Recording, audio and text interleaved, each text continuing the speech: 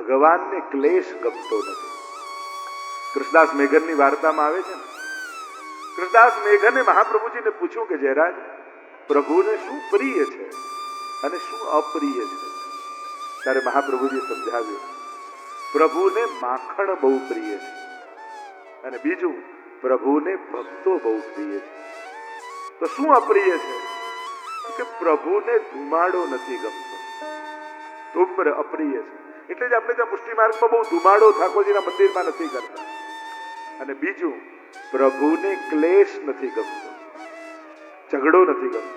એટલે જે ઘરમાં ઠાકોરજી બિરાજતા હોય ત્યાં ક્લેશ ન થવું. જો 4 વસ્તુનું ઠાકોરજી ગ્રહણ નથી કરતા: કડવું, કઠણ, કર્જનું અને ક્લેશનું. આ 4 કકાર યાદ રાખો. 4 વસ્તુથી પ્રભુને પ્રિયતા નથી આવતી. સૌથી પહેલું કડવું. ઠાકોરજીને બહુ કડવી વસ્તુ નથી આવતી. આપણે ત્યાં બુરો અધિક મિલાવે, મીઠી ખીર જો ભાવે લાલખો, મીઠી ખીર જો ભાવે. તો બહુ કડવી વસ્તુ પ્રભુ નથી આવતી. ત્રીજું કઠણ. બને તો પ્રભુ કોમલ છે. એ વસ્ત્ર હોય, ગાદી હોય કે સામગ્રી હોય, બહુ કઠોર વસ્તુ પ્રભુને ના આવે. કોમલતાનો વિચાર કરો. કર્જનું, ઉધાર કરીને ઠાકોરજીને ધરવું નહીં. જે છે એમાં ઠાકોરજી રાજી છે. ક્યારે તમને કોઈ લિસ્ટ આપ્યું ઠાકોરજી કે ના પેલા જેવું મને આરોગ આવ, પેલો ઘરમાં આરોગ આવે તો તારે પણ કરવાનું, તો જ હું રાજી થઉં. એક વસ્તુ યાદ રાખો, પ્રભુ છે ને કોઈ દિવસ એના ભક્તોને એના અભાવને યાદ નથી અપાવતા. ક્યારે પણ ભક્તોને એનો અભાવ યાદ અપાવી એને નાનક પરમાત્મા અનુભવ નથી કરાવતા. કુંભનદાસ પાસે પણ જાય ને, કાંઈ નહીં ઘરમાં, कुंभन देख मैं तेरे घर आयो, हाँ प्रभु पधारो बाबा गोदी में विराजे। अरे आज तो सखात में होड़ लगी है। कहाँ होड़ लगी है? सब अपने घर से सामग्री लावे वाले हैं। और कुंभन मोकू भी बड़ी भूख लगी है, મને બહુ ભૂખ લાગી છે. પોતાનો રાજભોગ છોડી કુંભનદાસજીના ઘરે ઠાકોરજી આવે. કેટલો મોટો રાજભોગ છે આવ્યા છે. कुंभन बड़ी भूख लगी है। अच्छा बाबा तो आपको कहाँ आरोगनो है? શું આરોગવું છે? તો ઠાકોરજી એ જ વસ્તુના નામ લે છે જે કુંભનદાસના ઘરે બન્યું છે. શું આરોગવું છે? અરે बेजर की रोटी, टेटी को साग, दही और संधानो. अरे बाबा ये तो सब घर में सिद्ध है. ત્યાં ક્યારે એમ નથી કહેતા ઠોર, બુદ્ધિના લડ્ડુ, મન મનોહરના લડ્ડુ પ્રભુ ક્યારે નહીં ગણાય. પરમાત્મા પ્રભુ ક્યારે પણ ભક્તને એના અભાવનો અહેસાસ કરાવી એને નાનપ અનુભવ નથી કરાવતા. ઉલટાનું ઊંધું, પ્રભુ એનું નાનું આરોગી એને મોટપનો અનુભવ કરાવે છે. અને મોટાઈનો જો હું કેવો ભાગ્યશાળી છું, પ્રભુ બધું જ છોડી મારા ઘરે બેજરની રોટી આરોગે. પ્રભુ એને વિશેષતાનો અનુભવ કરાવે છે. અને એક વસ્તુ યાદ રાખો, તમારી અસમર્થતા એ તમારી ભક્તિ માટેની અયોગ્યતા નથી. દરેક વ્યક્તિ કેપેબલ ના હોય બધા માટે. અસમર્થતા એ આપણી અયોગ્યતા નથી. એવું ન માનતા કે પેલા જેવો ભોગ ધરીશ તો જ ઠાકોરજી રાજી થશે, પેલા જેવી જારીજી લાવીશ તો જ રાજી થશે, પેલા જેવો બંટો લાવીશ તો જ રાજી થશે. ક્યારે તમે તમારા જેટલું કરશો ને તો જ ઠાકોરજી રાજી થશે. એટલે ક્યારે પણ બીજાનો વૈભવ જોઈ પોતે તણાઈ નહીં જવું. કારણ પછી વસ્તુ લાવવા માટે મન ઠાકોરજીમાંથી જતું રહે ને વસ્તુમાં લાગેલું રહે તો ઠાકોરજીને ગમતું નથી.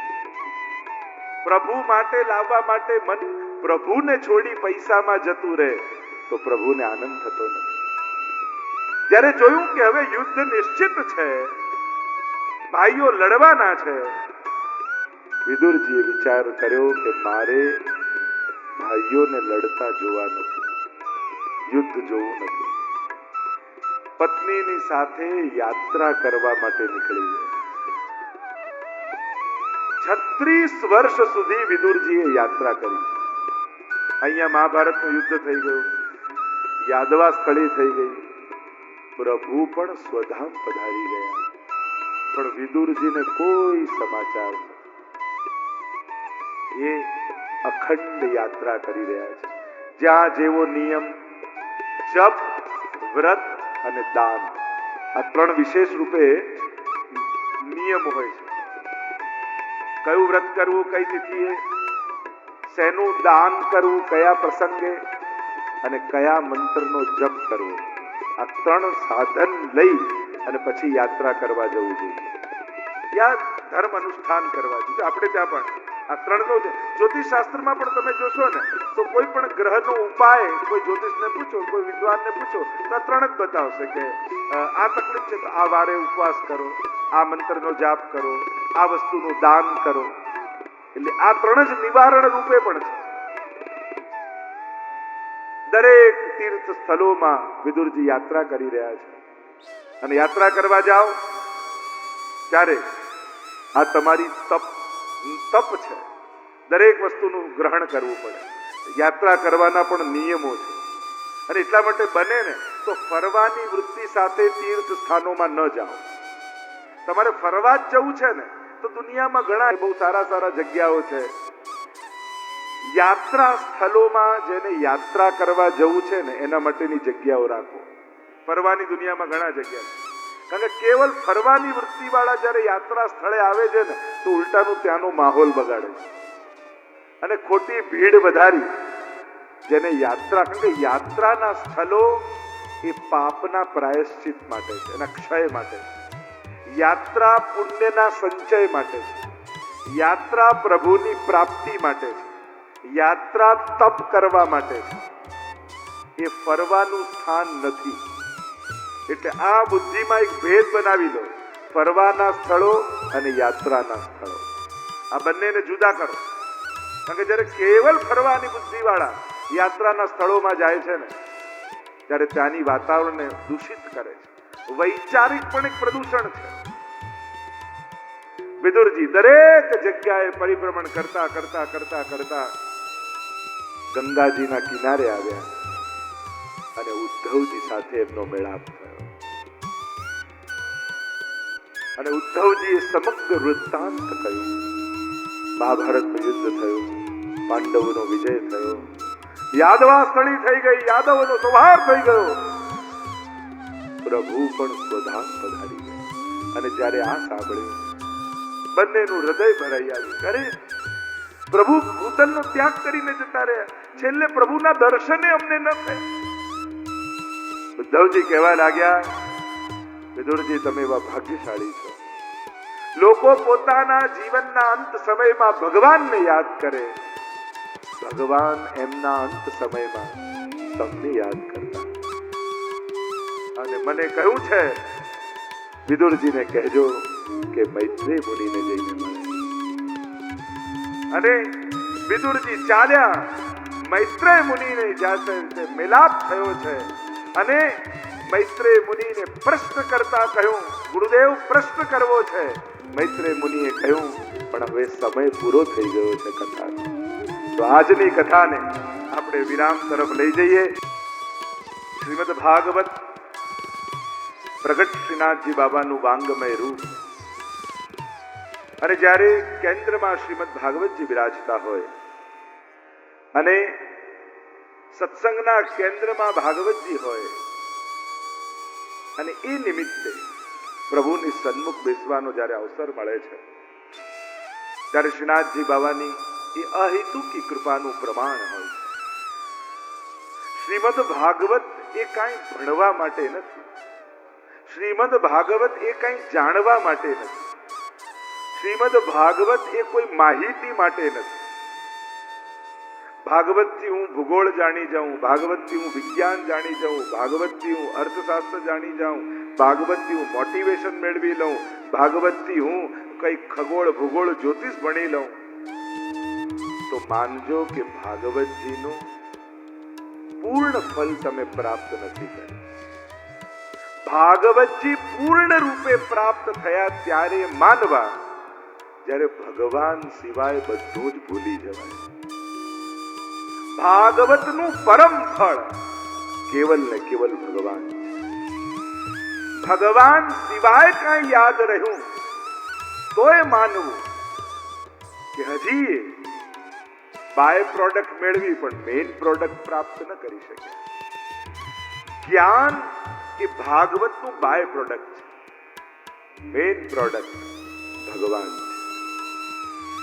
પ્રપંચની વિસ્મૃતિ થઈ જાય અને ભગવાનમાં આસક્તિ થઈ જાય. ભગવાન સિવાય બધું જ ભૂલાવી દે એનું નામ જ ભાગવત છે. અને એટલા માટે આ બધા ગ્રંથો એટલા અલૌકિક ગ્રંથો છે. શ્રીમદ ભાગવત એવું દિવ્યતમ ગ્રંથ છે કે અહીંયા આવી આપણે આપણી લૌકિકતાનો નાશ કરવાનો છે. કારણ આને ગાનારા કોણ? સુખદેવજી જેવા સર્વભૂત હૃદયમ મુનિમાનતોસ્મી, જેને ભગવાન સિવાય બીજું કાંઈ દેખાતું જ નથી. સંસારના કણકણમાં જે શ્રીજીને જુએ એ જ તો વૈષ્ણવ છે, એ જ તો પરમ ભાગવત છે. ભાગવતનો અર્થ જ થાય પરમ ભક્ત. એક અર્થ થાય પરમ ભક્ત. આપણે આ તો પરમ ભાગવત છે, પરમ ભક્ત છે. આ ભક્ત બનાવનારી કથા છે. સાંભળનારા કોણ? પરીક્ષિત જેવા મહાપુરુષ. સંપૂર્ણ વૈરાગ્ય જાગ્યો છે. અને એટલા માટે વ્યાસજી જ્યારે સમાધિ ભાષામાં ભાગવતનું દર્શન કરે છે, એની રચના કરે છે, ત્યારે સમાધિની એવી ઉત્કટ અવસ્થામાં છે કે જ્યાં સમગ્ર સંસારનો લોપ થઈ ચૂક્યો છે અને તાર ઈશ્વર જોડે જોડાઈ ગયા છે. અને એવી અવસ્થામાં, કારણ કોઈની રચનાને પૂરો ન્યાય ત્યારે જ આપી શકાય જ્યારે એના રચયિતાના લેવલ સુધી પહોંચે. આ રચ્યું કોણે છે? કયા લેવલના છે? કયા સ્તર પરથી આ ગવાય છે? આપણે ધર્મશાસ્ત્રોમાં ભૂલને કાઢીએ, અરે ભાગવતમાં તો આમ લખ્યું છે ને ભગવાને આમ કર્યું છે, અરે પ્રભુએ આ લીલા કરી, આવી લીલા, ઘણા પ્રશ્નો મૂકતા હોઈએ છે, પણ ભૂલી જઈએ છે કે આ જેણે ગાયું છે એની અવસ્થા ક્યાં છે. અને એ અવસ્થાએ બેસીને કોઈ લૌકિક ક્રિયાનો વિચાર સુદ્ધા આવી શકે? કોઈ લૌકિક ઘટનાનું સ્મરણ સુદ્ધા થઈ શકે? કઈ અવસ્થા છે? સુખદેવજી કઈ અવસ્થામાં છે? વ્યાસજી કઈ અવસ્થામાં છે? અને એટલા માટે જે ભાવના સાથે જે ગ્રંથ લખાયો હોય એ જ દ્રષ્ટિકોણથી એ ગ્રંથને જોવો જોઈએ. અને તો જ તમે એને પૂરો ન્યાય આપી શકો. કોઈ સાયન્સની બુક હોય અને ફૂલનું ડિસેક્શન કરવાનું હોય ત્યારે કવિતા યાર ફૂલને તોડવાની શું જરૂર છે, એનું કઈ ડિસેક્શન, અરે આ વિજ્ઞાન છે, આમાં ડિસેક્શન જ હોય. કોઈ કવિતાની પુસ્તક હોય તેમાં કાવ્ય ભાવે રસ લેવાનો હોય. કોઈની સુંદરતાનું વર્ણન હોય કે ચંદ્રમા જેવું મુખ છે, સુખની ચાંદ જેવી નાસિકા છે, કમળની પાંખુડીઓ જેવી આંખ છે. હવે આવું ડ્રોઈંગ દોરવા જાવ તો કાર્ટૂન બને. તેને ડ્રોઈંગ ના દોરવાના, એનો કાવ્ય રૂપેનો રસ લેવાનો, કારણ કે કવિતા છે. એમ જ શ્રીમદ ભાગવત એ પરમ અધ્યાત્મનો ગ્રંથ. નથી આને વિજ્ઞાનના ઠપ્પાની જરૂર, નથી આને ઇતિહાસના કોઈ સાઇનની જરૂર, નથી આને કોઈ સાબિતીની જરૂર, કારણ કે આ ઐતિહાસિક ગ્રંથ નથી, આ પુરાણ છે. આ આધ્યાત્મિકતાની ઊંચાઈ પરથી ગવાયેલો ગ્રંથ છે. આ ઈશ્વર જોડે જોડીને નાતો અને સંસારને ભૂલીને કહેવાયેલી કથા છે. એટલે દરેક ધર્મ ગ્રંથોમાં સાયન્સ ગોતવા ન નીકળતા. આપણી આદત શું હોય? સાયન્સમાં ધર્મ ગોતીએ, ધર્મમાં સાયન્સ ગોતીએ. અરે આ બંને સબ્જેક્ટ જ જુદા છે. સાયન્સની બહુ ઈચ્છા હોય તો એમાં ગ્રંથ ખોલવાની જરૂર નથી. લોકોને તો ભાગવતજીમાં બધું મેડિકલ જોઈએ છે, ભાગવતજીમાં એન્જિનિયરિંગ જોઈએ છે. હવે પેલા બિચારા 10-10 વર્ષ ભણીને થાકી જાય ડોક્ટરો, દવા લેવી હોય તો આમાંની ત્યાં જ જવાય.